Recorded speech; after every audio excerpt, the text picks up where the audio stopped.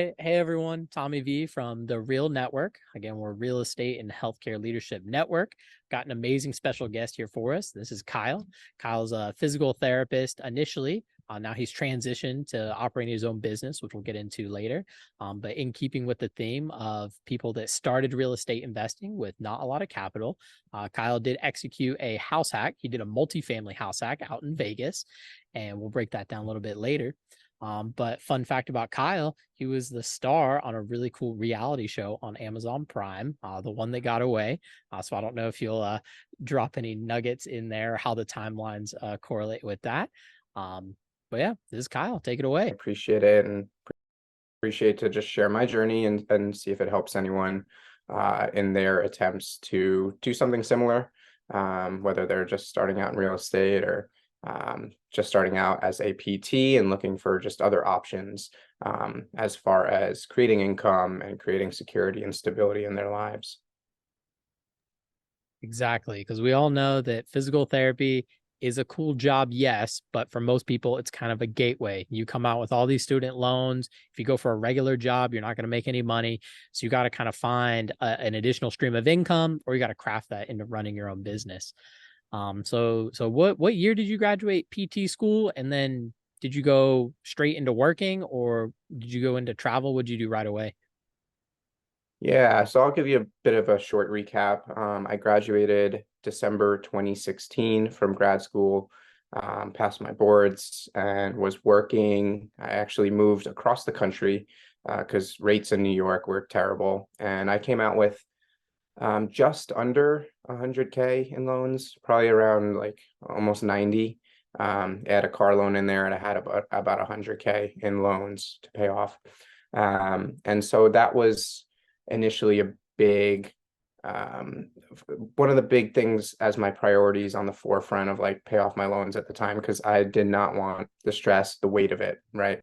And so I moved across the country to Yuma, Arizona, because they had a good pay package. It was not the best location, and I knew this going in, but I signed up for the money. I got a $75,000 starting salary with a $10,000 sign-on bonus. That's usually a red flag, which I knew, and also $10,000 towards my student loans, so long as I worked for 2 years there. I was like, okay, that seems doable. And the town seemed small, and it was inpatient rehab. So that was one of the fields that I felt most comfortable in after clinicals. So I started there. I also picked up part-time outpatient ortho to make some extra cash. And I was actually saving money and doing well, but I was just paying my monthly for the most part.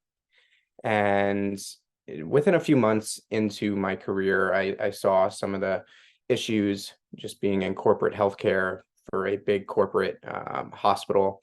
I won't name names at this point, it doesn't matter. But I started looking into other endeavors, other avenues of making money. I tried out for acting and modeling. I actually got signed by an LA talent agency about 6 months into my career. Thought I was going to be moving to like San Diego, Los Angeles.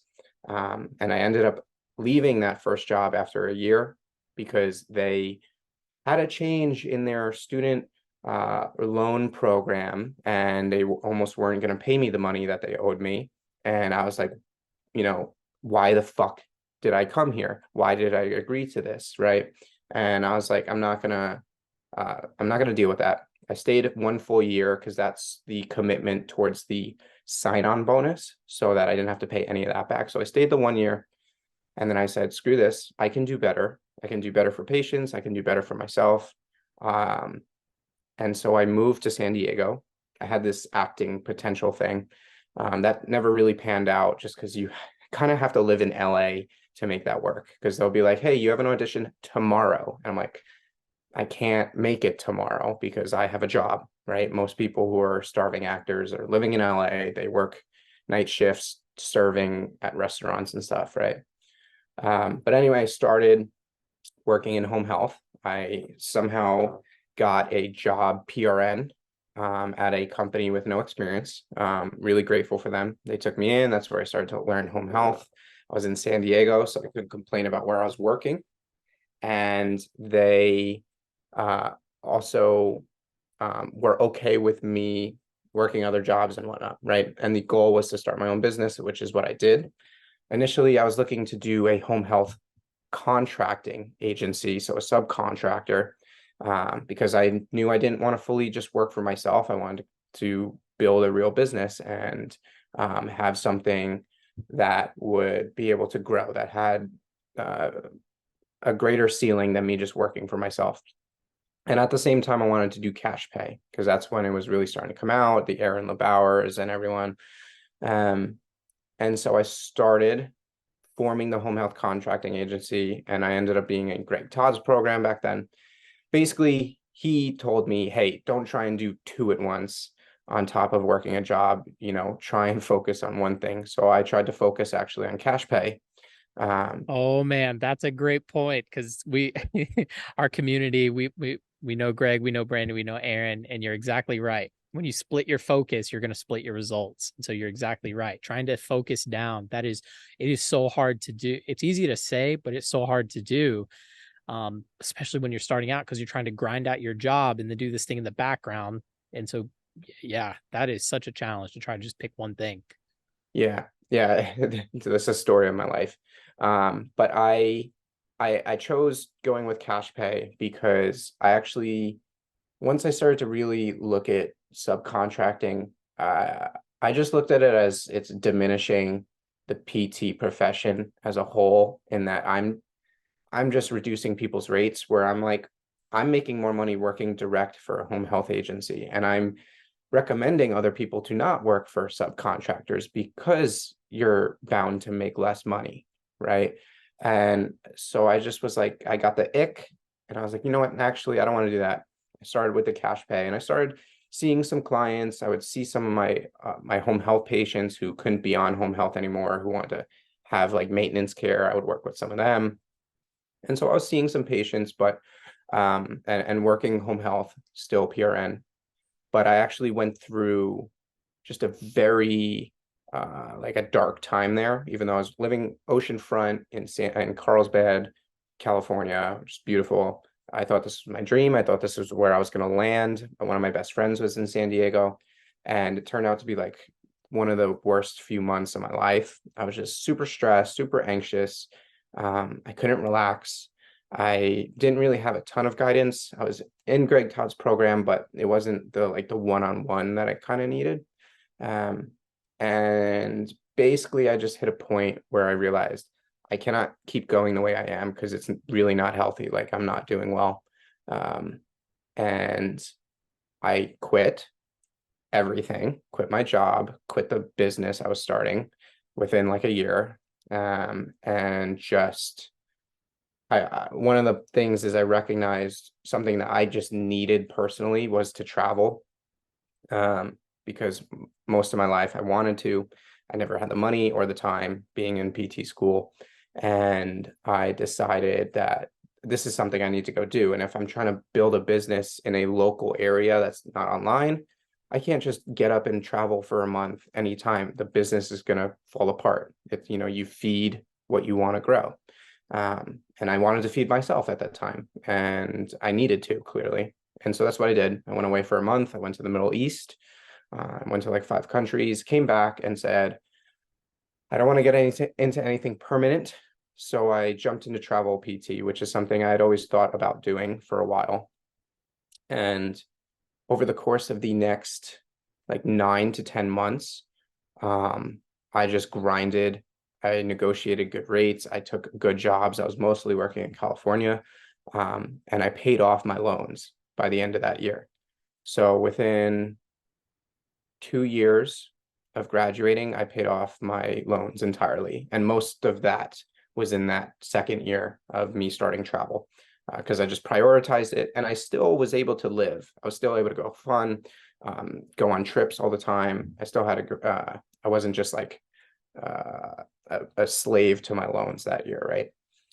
And although, whether we talk about with like Brandon's recommendations or whatnot, that money could have gone further in the long run if I was smarter and bought Bitcoin or whatever. But for me personally, and this is me speaking to anyone who's listening, um, if you feel like that weight of the loans is more crushing, um, and you can't withstand holding on to them and investing and taking that risk, because it still is a risk, even if you're putting in the S&P and guaranteed a 7% return or whatnot, still a risk, right? Then pay it off. Then focus on paying it off if it's a reasonable amount. Reasonable amount. For me, I did the numbers and I was like, okay, I see what I'm making. I see what I'm paying off per month. I can do this. And that's what I did, right? So that's Yeah, just, that's a really good point that especially wasn't really a conversation during COVID because everyone's loans were paused, but it's becoming a conversation now that first loan payments are due here in October. So right now, September 2023, next month, student loan payments are starting back. And that's a really big discussion point of there's the camp that's like, all right, pay them off as quick as you can. And then the other camp says, hey, invest the money and hope it beats the return on your loans and then pay it off on the back end. Exactly. It comes down to personal decision and what your goals are. I don't know what the actual breakdowns are, but it seems to be from people I've talked to, it seems to be about 50-50. People that say, for me, the emotional toll, the anxiety, the stress, and just like knowing it was kind of like looming in the background that a lot of folks, go to pay them off. And that I kind of fall in that boat, I think a little bit. Just growing up, I never had any debt. I never even had a car loan. And so the student loan debt was the largest debt I've ever had my whole life. And so it is very, overbearing. So I definitely appreciate you saying that because a lot of people think, oh, the smart move is that I'm going to pay less over 20 years. But like you said, investing in yourself, prioritizing yourself, what's going to be best for you and your needs and your mental health. It may not be the smartest thing, but ultimately it's your decision. yeah, 100%. And there's other factors that play into it, such as, are they private? Are they federal? Because that, what are your interest rates? Are they variable? Mine were all federal, fortunately, and they were all fixed rate. So I was like, okay, um, I can do this. And again, it was reasonable for me. I was like, I can do this in a year. But for some people, they also have kids, they have family, they have other priorities. There's just other factors to take in, and what like where you live. Some people don't have many options as far as what jobs they can take because they live somewhere rural, and we talk about what salary you should be making and stuff. I'm like, what, some people don't have those opportunities in the area they live in. Like, let's be real. Like, and I'm all for negotiating your worth and getting paid well, but some areas just don't offer that, right? So anyway, it comes down to a lot of factors, but all I can say is just like, ask for help, the right people. I used to work with, I didn't work directly with them, but I knew the owner of Fitbucks, who's really great helping with financial planning and paying off your loans. If you're interested, just go to fitbucks.com. Joe Renke's really great. I don't get any commission or anything, but I just really Yeah, know they work I've well. FitBucks too, and several people have FitBucks. Yeah, great thing. They just break down, they just lay out very clearly all the options because it's one thing to be trying to make a decision without all the information and you're kind of just rolling the dice. They really lay it out very clearly. And they're like, you can do A, you can do B, you can do C, it's your choice, but here's how this plays out over the next 20, 25 years. And that was really, really helpful to, yeah, it's great company. Definitely recommend. Mhm. Yeah. So, Yeah. and it's funny you brought it up because COVID, right? Because I paid off that last like payment. It was like 2, 3 months before COVID started, and they paused the loans.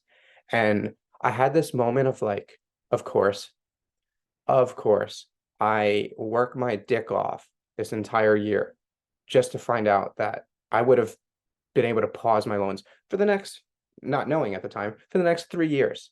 And I was like, fucking motherfucker, excuse my language, but that's No, literally, no, no. That's how we feel about Uncle Sam and the government. yeah, So yeah. no, I hear But you. I was, it was needed for people at the time. But anyway, back to my story. So once I paid that off, um, like they just took a huge weight off my shoulders, truthfully. Like I felt like I was able to breathe. That was an $850 payment that I didn't have to worry about anymore. It was just like it was really, I felt proud of myself, truly. Um, and because I had tons of friends who were still drowning, right? And then you know what? I still kept the same mindset though. I still was in like this college-ish mindset of not like immediately going and inflating my income. Or sorry, not inflating my income, inflating my lifestyle so that I was just putting $850 a month towards something else. Um, and I continued doing travel for the next, I believe, like 2 years. And fortunately or unfortunately, whatever, that I was able to take some COVID contracts and make really good money. I was making at some points like 3,500 after tax per week, for about 6 months there. And so I made an easy like 60K in under 6 months after taxes. So, and this was California, so that would equate to about like a 200K a year salary, maybe more. Um, and so I was able to save up money through that. And then I started investing a bit, putting money in my Roth IRA. And I was just hitting that point where I wanted to have my own place that I could just go back to between travel contracts, and also have it be making me money, not something that's another weight, right? I don't want to add another weight because a lot of people have these mortgages that they are slaves to, especially people nowadays who are getting homes. I know they don't have many options, but a lot of these are going to be a ball and chain for some of these people that they are living just to pay off their home to live in, right? Um, or Yeah, working to pay off that like home. you would have traded your student loan chain for a house chain, and like Right, that, yeah, that's stupid. Yeah, now with the right. rates, the rates and the home prices and everything, buying a home just to live in is a little bit risky in a lot of geographical areas. Yeah. Yeah. And at this time I was really, really getting into finances and like I was making progress. So I was like, let's keep the ball rolling. I was working on myself personally, professionally, all the things, and always working on side hustles, building up my social media. I had all these things happening, which were great. And so I learned about house hacking and I looked into getting a multifamily. And fortunately, one of my landlords on a travel contract, he had multiple properties. I spoke with him and I was looking in the area on the West Coast of where would be a great place to get a property. And so this was 2020 when I was looking, right? And so if you go back just those couple years, not thinking about the pandemic itself, but like the housing market, it was starting to increase the prices, and we were seeing like, okay, we were seeing places in like Austin get bought up like crazy, the price is skyrocketing, and I was like, I want to get in somewhere before it's too late, before these prices go skyrocketing, and then I'm overpaying for a property, or I don't even have the ability to buy because I don't have enough capital. Um, and so I was looking into different markets, and Las Vegas turned out to be a really, really good market for multifamily properties. There's just a ton of them, and they were within my budget, because it wasn't the ultimate place I wanted to buy. If I could have bought, I would have bought in like Washington State, but those multifamilies were much nicer and going for 700-800K, close to a mil, and I didn't have enough for a down payment for that, or would I have beat out other offers, right? But Las Vegas, there were places that weren't as nice, but they were in the 300 to 500 range. And I was like, okay, I could do that. And there's options. And my landlord's realtor had a great realtor in Las Vegas. So I linked up with him. We started looking. Um, and I put a lot of my faith in him, just because this is my first time looking and just knowing from an investment standpoint. So I was really grateful for him. Justin Uehara, it's really great. If you're ever looking in Las Vegas, you can hit me up. I'll give you his information. Again, I don't get a referral, just he's a really great guy. And yeah, we started looking. We weren't looking for too long, maybe a couple months, until we finally came across this property. It was a kind of low key, because the photos they put up were just of the outside, and so it didn't look that great because just like the landscaping wasn't done, and like clearly there like paint could have been stuff like that. But it was a corner lot, and they didn't show any of the inside, so we didn't know what we were going to be looking at. But we had to put in an offer before we could actually go in and look, and we put in an offer. For it was they had it listed for 325. We put in an offer for 326. They accepted, fortunately, because there were other people putting in offers, and we got to go. We checked it out. It was surprising that there was some renovations done in some of the units. So there were 4 units, single, one bed, one bath units. It was a corner lot, downtown Vegas. And again, not the nicest area. It's kind of sketchy, kind of ghetto. There's homeless people around, but I didn't care. This was not my forever home. This was my first home, and this was supposed to be making me money. I just needed a place to put my head in between contracts. Vegas wasn't the worst place to be, and it was a True, true. growing market at the time. They just got the Raiders and a hockey team, the Vegas Knights, and I just saw it as a growing market overall. There's a lot of money coming into Vegas. So I was looking at it from that standpoint. And fortunately, we got the offer, got it to go through, and I did an FHA because I had probably at the time just under 40K saved to put towards a property. But obviously you have to factor in all these costs that you don't always know that are going to come with a property. You know, you can't just be like, oh, I got the down payment, that's it. But there's also like, you need furniture, you need to do possible renovations. Like, what if you get the property and there's an issue? Like all these things that you don't consider. So I was like, I want to get the lowest down payment. And I didn't really want to do an FHA, but it was just the best option for me at the time. And it's a way to get your foot in the door. And Yeah, that's and what I the did. very powerful thing about FHA that a lot of people don't know is FHA, you can do multifamily. So you can do a single family, a duplex, triplex, or a quad, so up to 4 units. The catch is that you got to live in one of the units and rent out the others. And then also in the underwriting process, when you're looking at a multifamily, they let you use the projected rents from those units to help you qualify for the loan. So you don't have to be making, crazy amounts of money to cover the whole payment. They let you take your money plus the money from the other units, and that helps underwrite the whole loan because they know Yeah. that you're going to rent them out. So they help you kind of factor that in.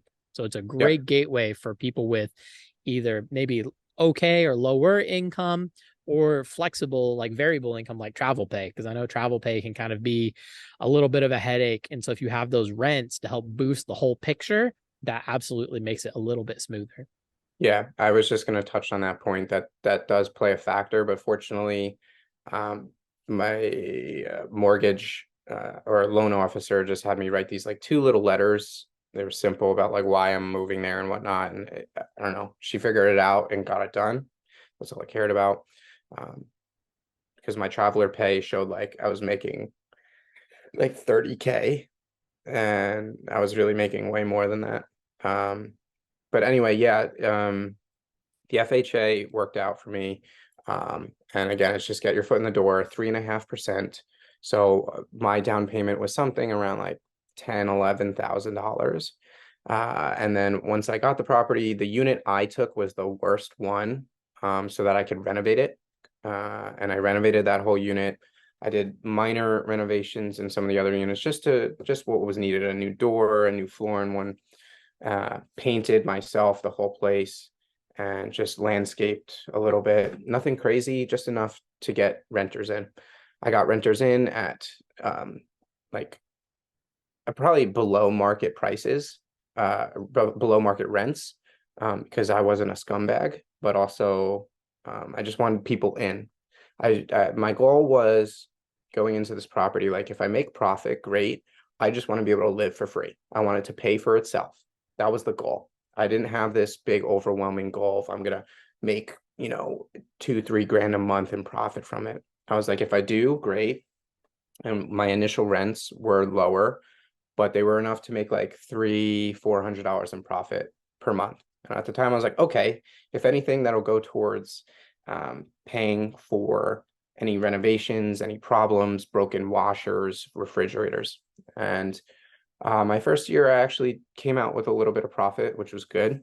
And again, like I said, I'm building equity in this property. Other people are paying for it.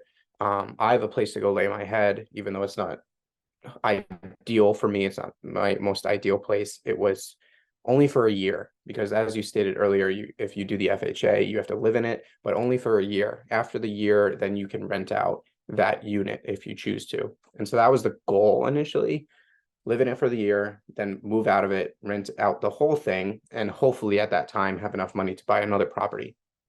Well, um, in this time, I ended up going on that reality show.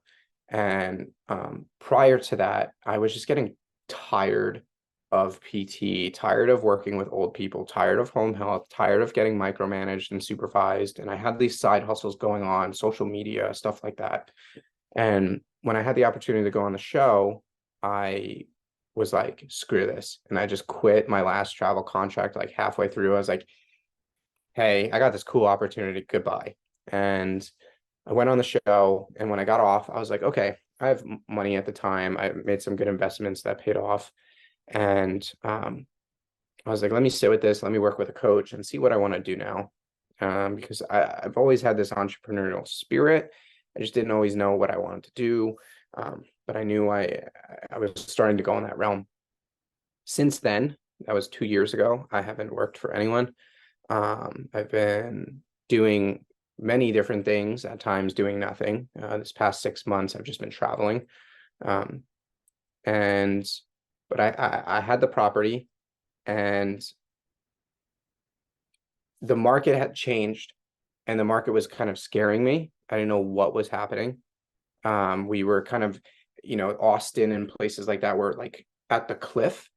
Um, and I didn't know what was going to happen. I thought the whole marketing, everyone was talking about a housing crash.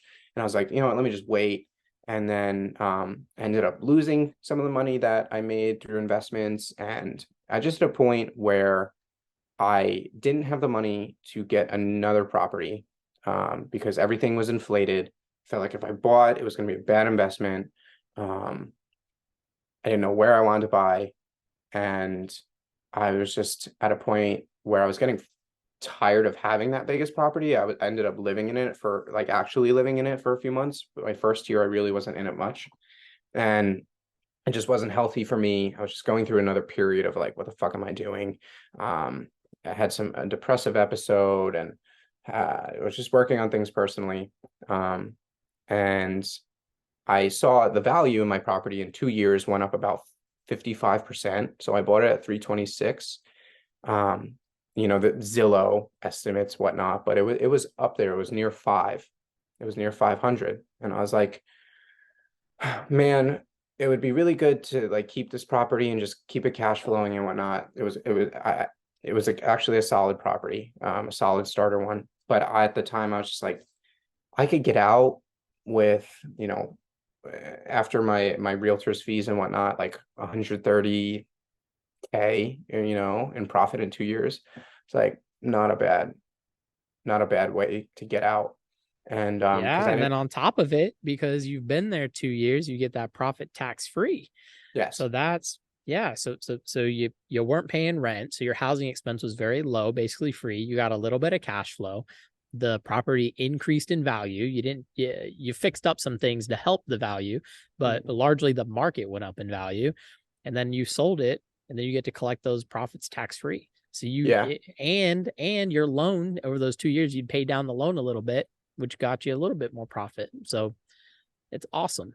yeah. It was right after the 2 year mark, so it was perfect timing. And that's when I was like, okay, because I could get away with the taxes. I was like, if I'm gonna do it, this is a great time to do it. And I was like, if I take this money, it'll enable me time. It buys me time to go do some things I want to do, but also have money and time to put into my next ventures, which I was already kind of working on. And so I fortunately got an offer for 495. And so yeah, in 2 years went from 326 and sold it for 495, which is solid. And the thing about Vegas too, if you know anything about Vegas, in 2008, that market tanked. And Vegas is just known to be very volatile. I don't think it's going to be as volatile from now on, just because of how many California residents moved over there and how much more money is there.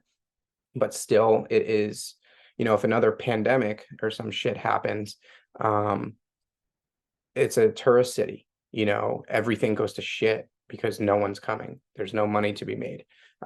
And so I was like, I had this feeling in my heart of like Vegas isn't going to be here for forever. And I was like, yeah, let's just get out. And so it turned out to be good. It is what it is now. Who knows what the value would be right now. It might have decreased in value at this point if I kept it. And yeah, so that was my exit, and I haven't bought another property since. I've been nomadic actually. So I traveled for the past year throughout Asia and Central America, and yeah, it's been exactly like a year, like this month, since I left. Man, dude, you timed it perfect because Austin, Phoenix, and Vegas were the three largest markets where the prices skyrocketed, and part of it was because of the iBuyers like Open Doors, Zillow. They're just buying houses cash, holding them, and then selling them on the back end. So that just like way drove up the prices. And then those are the three markets where the prices have corrected. They're still above where they used to be, but they did come back down. So you timed it. You timed it perfectly on accident. So like, Yeah, good work. yeah, yeah, and right now, I don't even know if I'd be buying, like, most people say that the best time to buy is now, like, regardless, because, we're looking at the market, and I'm not an expert, but also, even if we see rates go down from 7 to 5%, buying volume is going to go up, demand is going to go up, which means the price of properties is going to go up. So it's like, whether you're buying now and dealing with a high interest rate, or you're buying in 6 months from now or a year from now, if those rates even do go down 2%, the prices of those properties are going to go up. And it's just getting, I mean, I think everyone can agree, whether you're listening or not, like, it's getting really hard to buy here, and buy something decent. And so that's why all these other markets are opening up, in the Midwest, that are more affordable, even if it's not the most ideal. But you got to do what you got to do. So, yeah, it's been an interesting run. Yeah, we're down. We moved, we did travel full-time RV life, and then we landed in Tampa a couple months ago, because our baby girl number two was being born. She just got here a couple weeks ago. And Congrats, man. thanks, appreciate it.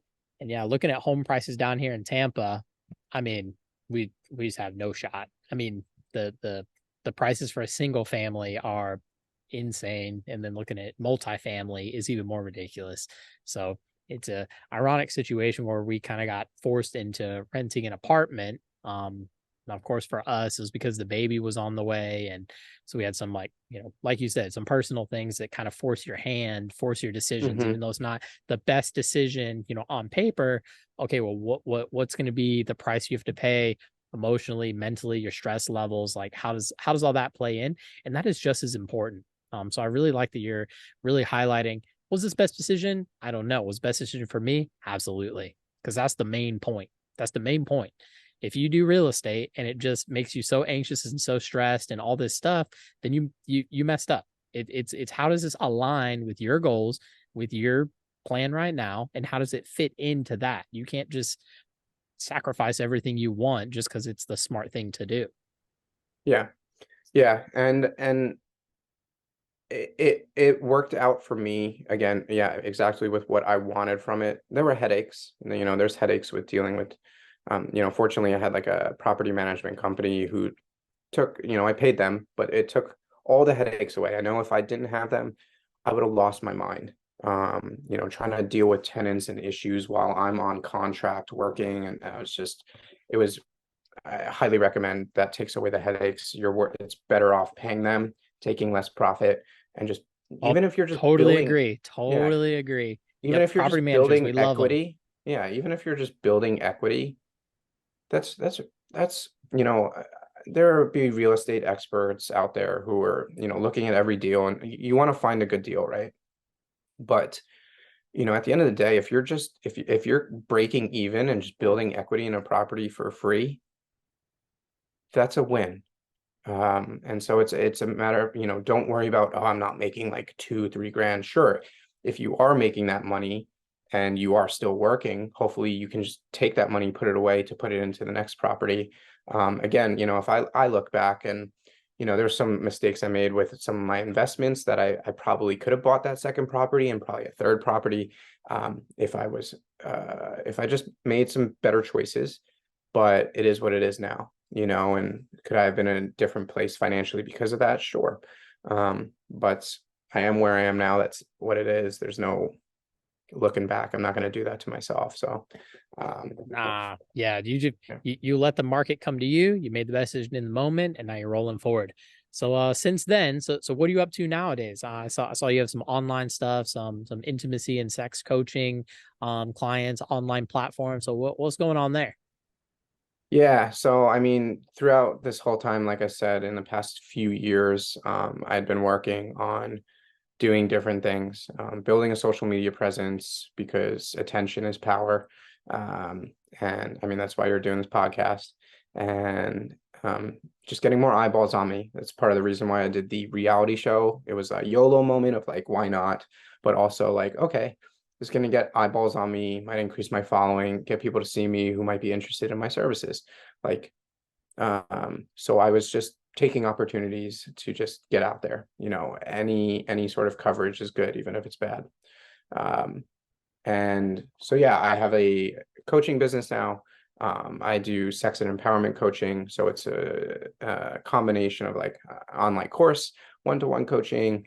I'm working on getting into doing like in-person workshops and events soon. I'm deciding where I'm going to be living. I might be down in Mexico. I might be in the Philippines.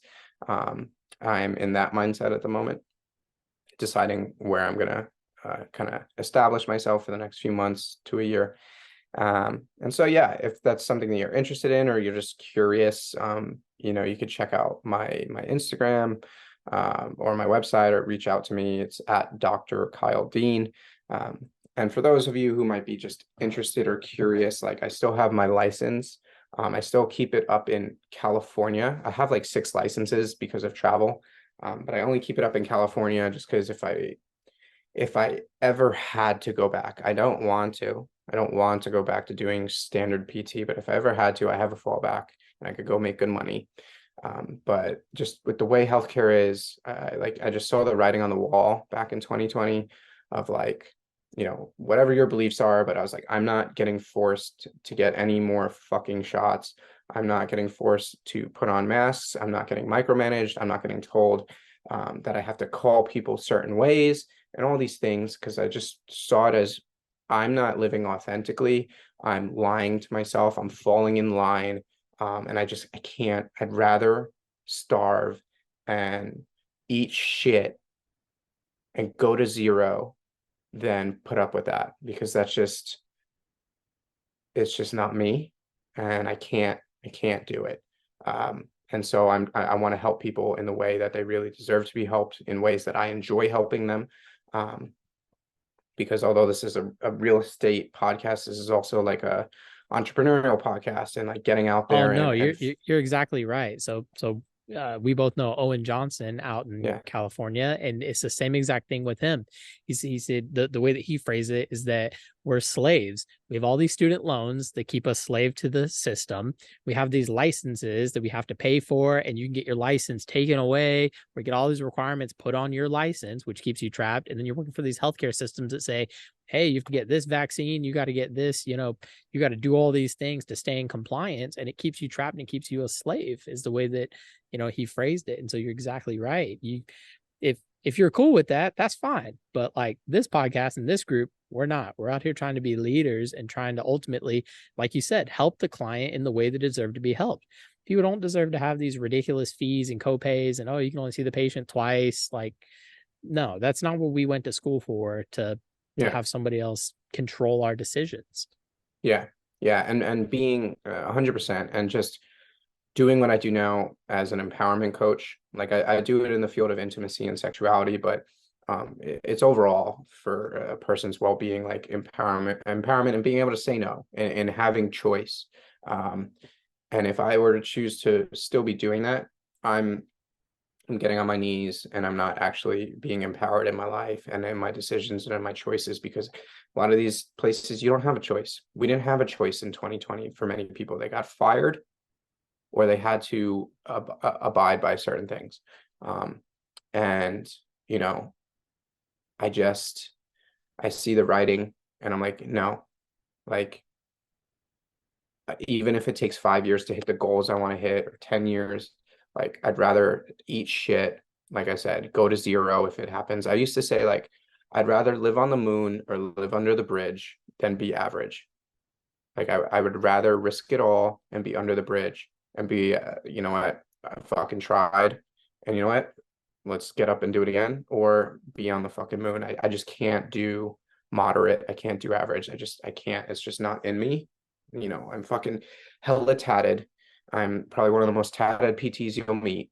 I have lived in a van in the time that I had that property, I did van life for 4 months.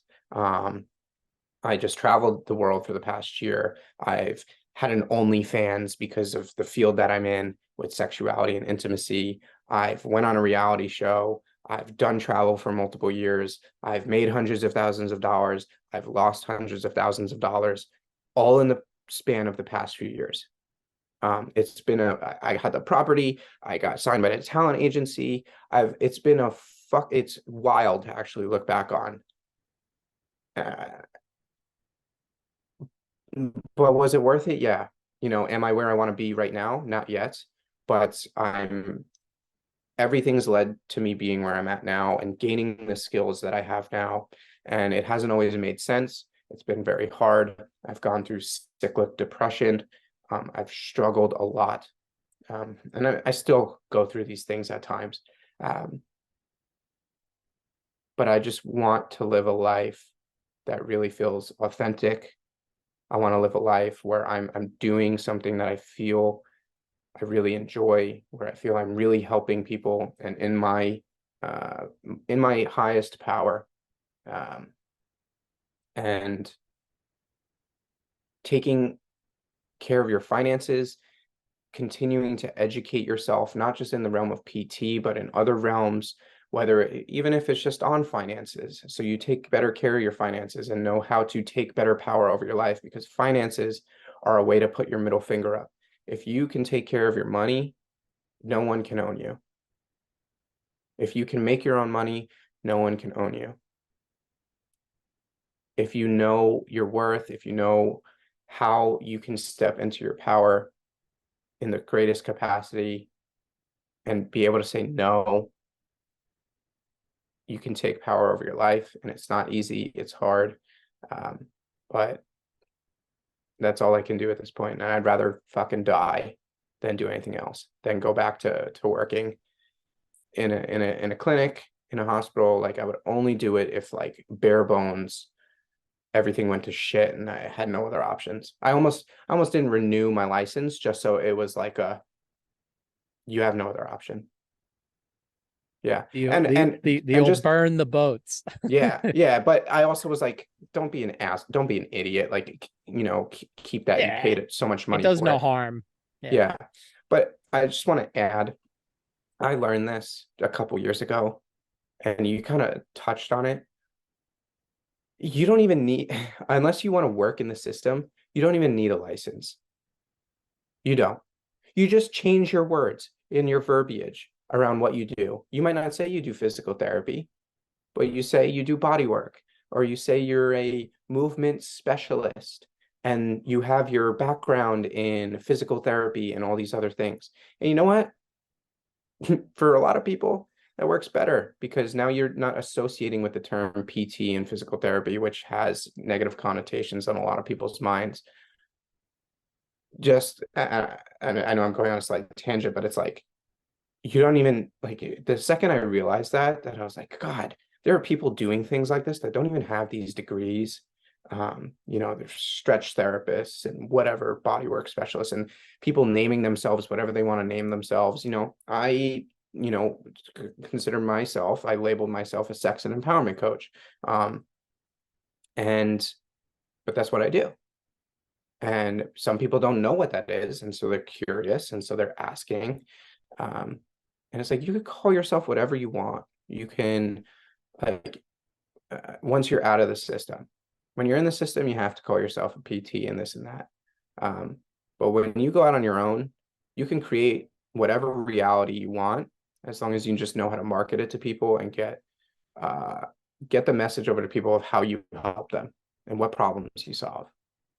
So I just wanted to add that. Oh, I love that. The power of naming, rebranding yourself to spark curiosity and disassociate from everything else. That's actually a concept in the book, The Pumpkin Plan by Michael. He also wrote Profit First. I can't think of his last name right now. But he talks about that. The first big company to do that was Cirque du Soleil. The Barnum and Bailey Circus dominated the circus scene, and any other company that tried to put circus in their name would just die out because they were competing against Barnum and Bailey Circus. So this guy came out and he said Cirque du Soleil, which, and people were like, "Whoa, what is this name? We can't put this in a box because it's a different name." And he breaks Mhm. down the whole power and just changing the name.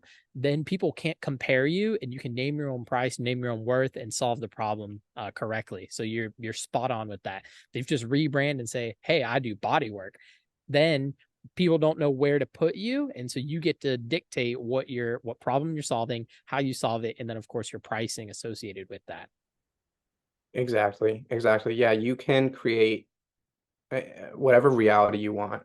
Um, and there's an identity shift that comes with that. When you're a PT, if you're going into your own business as a PT, you're not really having an identity shift. It's slightly, you're just becoming owner versus employee, and that's a shift, 100%, and sometimes hard, imposter syndrome and all that.